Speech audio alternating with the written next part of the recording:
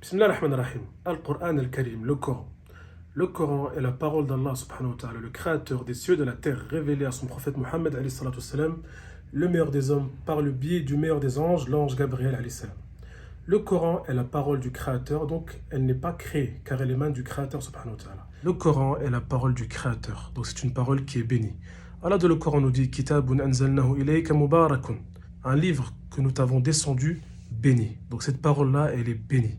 Donc lorsqu'on lit le Coran, cette parole a des vertus énormes pour le musulman. Le Coran est une guidance pour l'humanité. C'est une lumière pour les cœurs. C'est une guérison pour les corps. Et c'est également une source de récompense qui est énorme et une source d'intercession pour le croyant au jour de la résurrection. قال رسول الله عليه الصلاة والسلام اقرأوا القرآن فإنه يأتي يوم القيامة شفيعا لأصحابه. Ce qui veut dire, lisez le Coran, car il va venir en tant qu'intercesseur pour ceux qui le lisaient ici-bas. Il a également dit, alayhi salatu wassalam, Inna Allah yarfa'u bihadha al-kitab aqwaman wa yada'u bihi akharin. Que Allah subhanahu wa ta'ala élève par ce Coran des nations, des peuples, et Allah rabaisse par ce Coran également d'autres nations.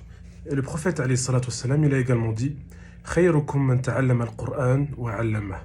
Les meilleurs d'entre vous sont ceux qui apprennent le Coran et qui l'enseignent. Allah dans le Coran nous dit également, Wa nunazzilu min al-Qur'ani ma huwa shifaa'un wa rahmatun lil mu'minin.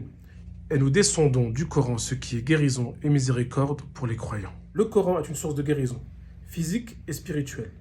Physique par la ruqya par exemple, lorsqu'on récite la parole d'Allah sur une personne malade avec l'intention qu'Allah le guérisse, Allah par sa miséricorde et sa grandeur peut donc guérir cette personne-là par le Coran.